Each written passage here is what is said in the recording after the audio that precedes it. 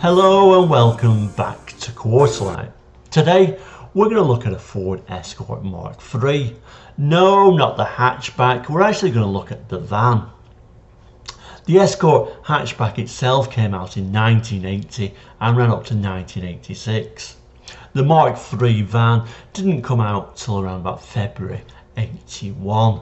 The main reason for that is they had so many Mark IIs kicking around, they kind of like delayed the launch of the Mk3 van.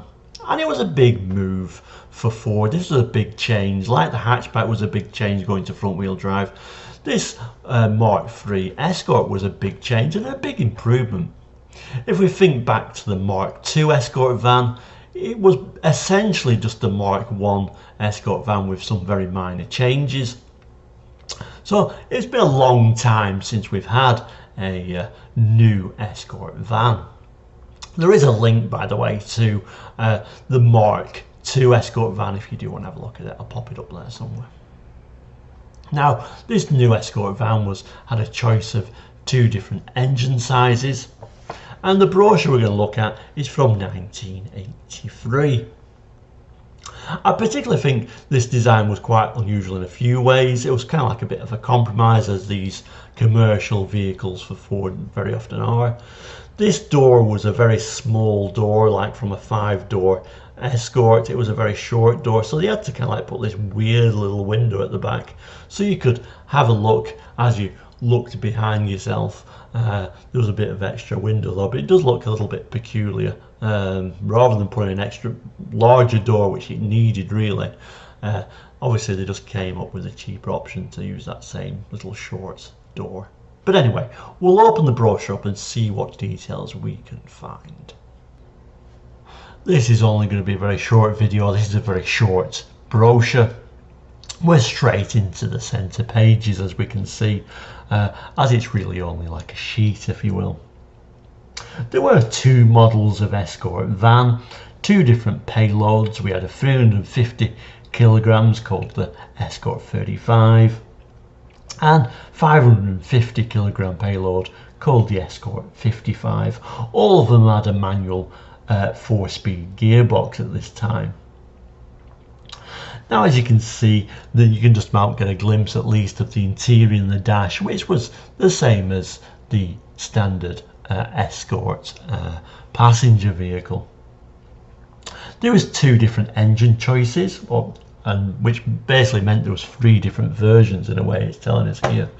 There was a 1100cc, which was that 35 smaller payload, which they called the Popular, and the 1300cc could be either had in that lower payload 35 or the 55 van. Basically, it kind of like married the trim levels of the passenger vehicle in a way, like the difference between a Popular and the L, but here they just called it the Popular, or the van, if you will.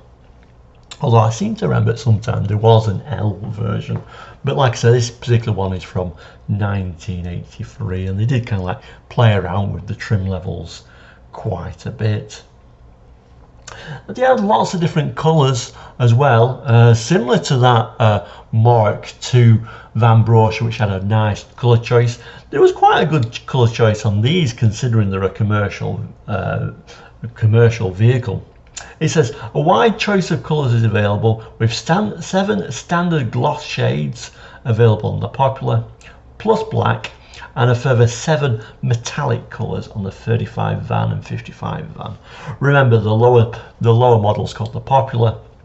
The higher model here is just called the van. So they really made it into a very useful vehicle. At one time there was even talking about doing like an equivalent to the XRs, you know, the XR3Is with the van version. And I know a lot of people have kind of like made these vans to look like the XR3Is with a similar engine in there as a customization. Ford sadly never did that, but they were looking at it at one time. You can see a very useful vehicle with these double opening doors. Yes, you kind of like lose a little bit of space with the wheel well, but overall a very popular vehicle with lots of different people like British Gas and all these sort of like rail companies, and it was certainly used widely, and it was a hugely popular vehicle all round, even with private owners as well. A handy little vehicle all around. We'll have a look on the back page and see if it gives a bit more information, but like I said, this is a very basic brochure.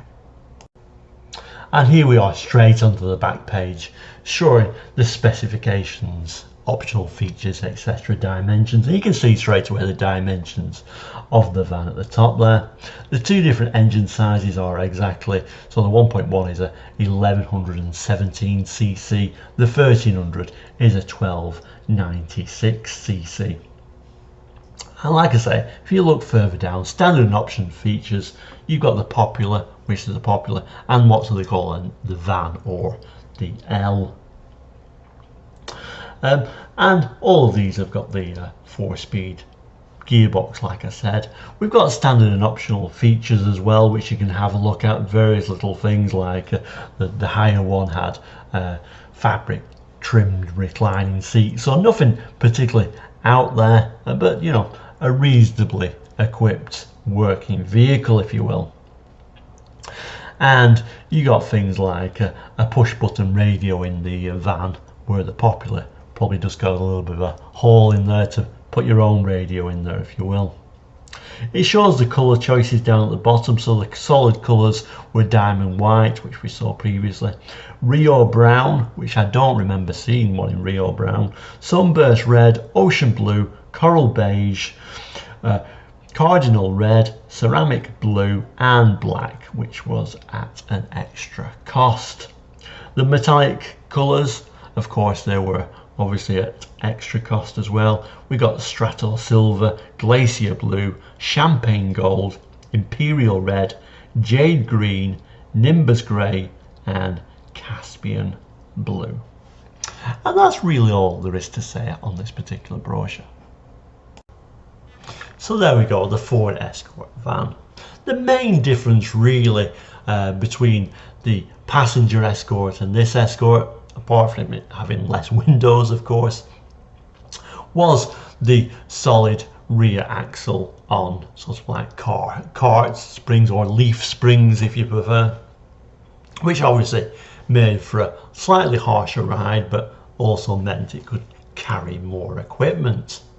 It was a very useful van, a very popular van, certainly within the trades, and even later on young kids used to have them as well as a sort of an interesting alternative. And like I say, some people even went further to customize them to make them look like van versions of XR3Is, or even putting, you know, sort of RS engines in there. A popular vehicle. I'm sure a lot of you out there have got memories of the Mark III Ford Escort van, so I'd love to hear your views and comments on the van. But for now, we'll say thank you so much for watching Quarterlights. Please do like and subscribe, and we'll see you very soon. Take care.